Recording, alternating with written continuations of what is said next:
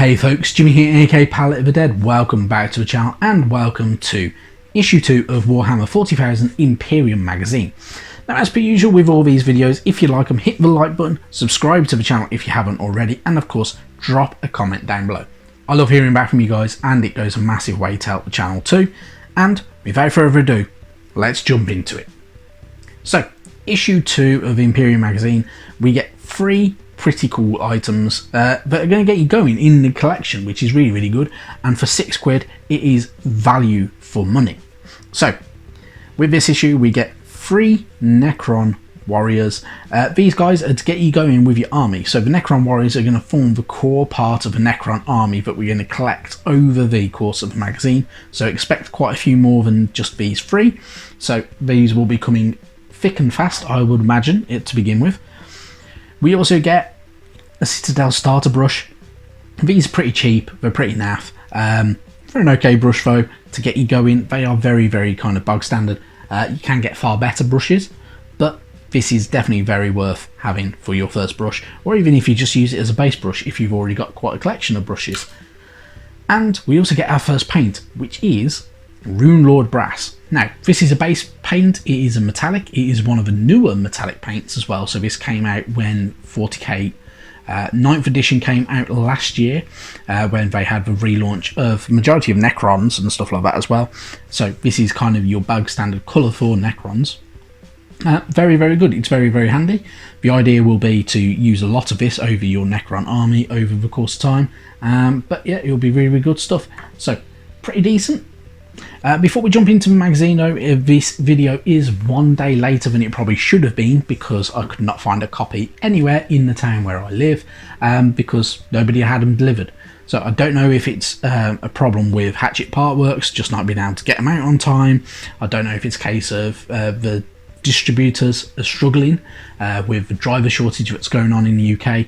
I genuinely don't know what is actually going on with it, but it arrived today, pretty good stuff, and I know that the majority of people who ordered it with the subscription have had their second issue as well. Now, into the issue itself. So we're greeted by a page about the Necron Warriors, who are of course fleshless mechanoid soldiers. So, Necron Warriors are deadly when commanded in great numbers. Their living metal bodies can repair terrible damage, while their volleys of Gauss fire slave a foe with robotic efficiency. So of course, with the Necron Warriors, they are of course a living metal, so they have several degradations over the ancient times and everything like that, because they are an ancient race that has been sleeping and hibernating essentially for millennia in a lot of cases, and yeah, really good stuff. So they of course, the ancient as they are, many Necron Warriors have suffered battle damage, leaving their metal bodies scarred. This only serves to make them look even more terrifying. And of course, Necrons are made from living metal that is capable of repairing itself. Canoptech scarabs devour material, living and dead, and use it to create and repair constructs. So there's little scarabs that we'll see more about them later on. They actually kind of devour anything that's living or dead or anything like that, to kind of help repair everything and reanimate and kind of improve and kind of just refresh the Necrons over time and stuff like that as well. And it's really good. So pretty cool and makes it a bit different. With the good old Necrons, of course, we're going to carry on with the battle record, so you can be able to have phalanx designations for them as well, which is depending on how you want to do with everything. So you can name a group of units themselves and everything like that, and you can also list battle damage and gifts and any historic decimation as well for them by rolling dice, which is actually really good. You can also include your glorious task and record of battles as well, which is good fun. Now, with the Necrons, they are of course essentially your Tomb Kings, your ancient Egyptian and Persian warriors essentially of the 40k universe, and they have their own dynasties. So the Zarekian is a dynasty of the Silent King. The return of their leader has given them new purpose, and they now strike out against any who oppose his will. The Caesarean dynasty was one of the slowest Necron dynasties to awake from hibernation. Many of its worlds have been scattered across the galaxy by warp storms, or cracked open and destroyed by natural disasters or vengeful foes. The Caesarean, probably said that really wrong, Ben, woke to find that many rival dynasties resented them, blaming the Silent King for the fractured nature of the Necron race. So deep was the hatred that some rivals even made war upon them. So, as you can tell, not all the Necrons are on the same page.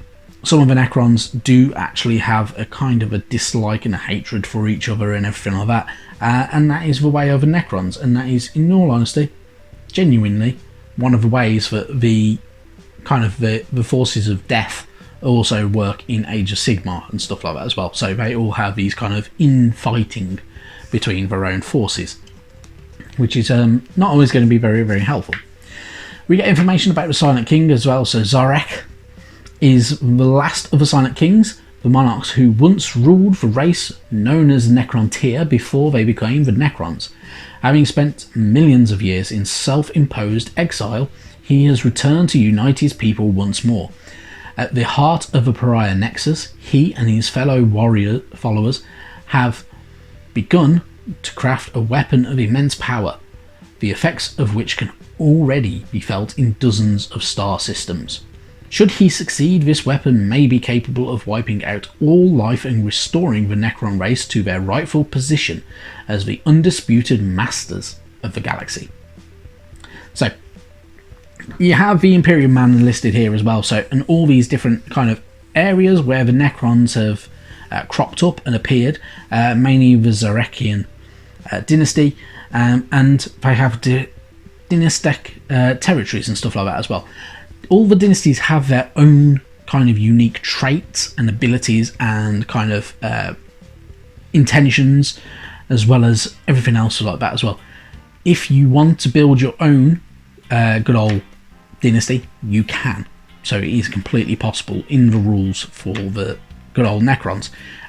So yeah, really good stuff. Then you get the Ultramarines, so the Warriors of MacLeod. So the Ultramarines represent the very essence of what it means to be a Space Marine. They are noble, honourable, and disciplined warriors in a galaxy divided by war and disorder. For 10,000 years they have served the Emperor, taking the fight to his enemies with courage and honour. Only a few other Space Marine chapters can match the efficiency, speed, and skill that the Ultramarines display in battle.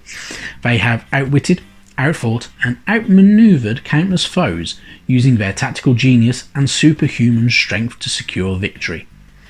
So, with us Ultramarines, they are your bog standard, your average, and the vastly most recognised chapter of Space Marines. They are one of the oldest and been around for the longest, and yeah, they've been around for a good long time, and that is why they are so popular and around more often. So, Ultramarines, of course, obviously, they are your bog standard blue warriors. They are your bog standard Space Marines. Vast majority of Space Marine kind of artwork and other bits and pieces you will see is focused on these guys more than anything, unless it's Blood Angels and Dark Angels. They're the only other two that really get a look in. Occasionally Grey Knights and Iron Fists, but it is mainly, they kind of focus more on the Ultramarines as your bog standard. But you can also create your own chapters if you want to, and there are 1,000 different chapters you can choose from. There are lists on the internet, so if you don't want that blue paint scheme, you can fiddle about, find a paint scheme online, like I did with the Sons of Medusa, as you can see from my lieutenant here, and you can do things like that, so you can kind of add to it and kind of adjust it how you want and how you would prefer your models to look, if you wish to, as well. So really good stuff. So yeah, good fun. You got your how to build section, so very bog standard. Get all your components, make sure you clip them nicely and neatly, try to be as safe as possible with them. If you're a youngster, or you've got a youngster that's going to be using them, get an adult to build them. Build them if you are building them for your kids, and put them all together. You may or may not need glue. To be honest, I prefer to glue mine together just so they have that little bit extra kind of safety on them and can't be pulled apart or anything like that, or accidentally broken. And that's generally how they'll look.